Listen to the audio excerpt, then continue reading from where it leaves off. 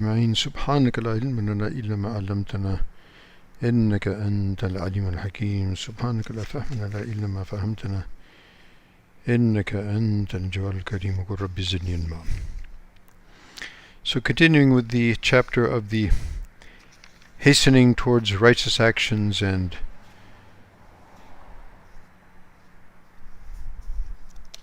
performing them and facing them and approaching them with full concentration and devotion without any hesitation.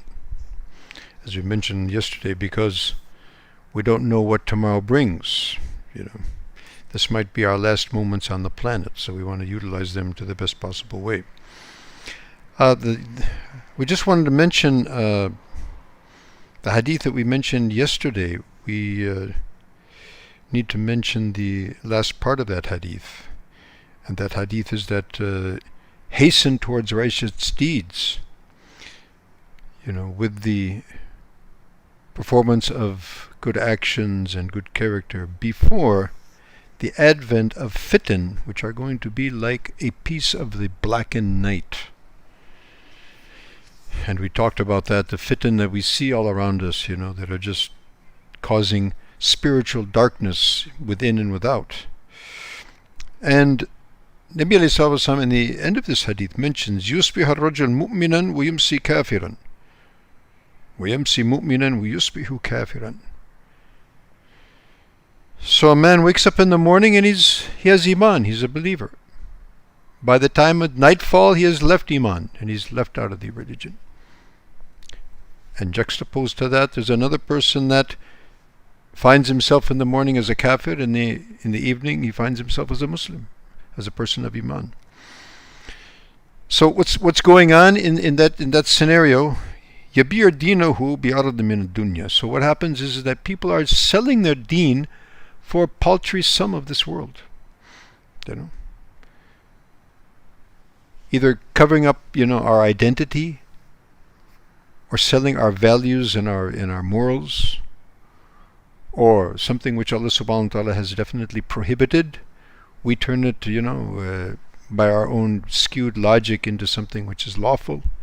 Various ways. So we see all of these things happening in today's, in the days that we live in. May Allah subhanahu wa ta'ala save us all. Now this next hadith, عن أبي سرة بكسر السين مهملة وفتحها عقبة بن حارث رضي الله عنه قال صليت وراء النبي صلى الله عليه وسلم بالمدينة العصر فسلم ثم قام مسرعا فتخطى رقاب الناس إلى بعض حجر نسائه ففزع الناس من سرعته فخرج عليهم فرأى أنهم قد عجبوا من سرعته قال ذكرت شيء من تبر عندنا فكرهت أن يحبسني فأمرت بتقسيمه رواه البخاري. It's amazing hadith.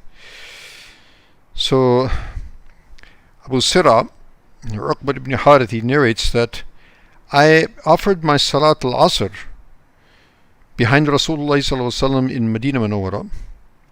So Rasulullah sallallahu sallama thumma qama musri'an. So Nabi sallallahu offered salam and then he got up quickly and ran towards one of the houses of his wives. And in fact he was, the lines of the people were still there and he, walked right over the people, and quickly hastened to the house of one of his wives. So obviously the people were, alarmed and, frightened what's happened, So then Nabi alayhi salatu wasalam came back and and noticed that the people were alarmed and in a state of kind of shock in what's going on. So Rasulullah alayhi salatu wasalam mentioned that actually after the salat, so it came to mind that I actually had,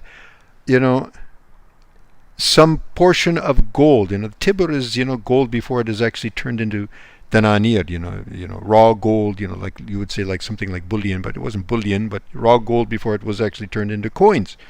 So he had some small amount of that gold which had been, handed over to him to distribute in sadaqah. Okay, fine. So, if not now, an hour later, tomorrow, next day, right? That's how we think. Nabi Sallallahu didn't think like that.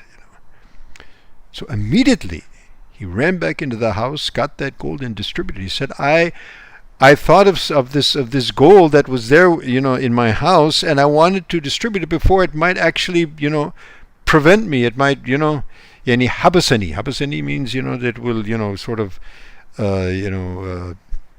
it will, hold me in captivity, in custody.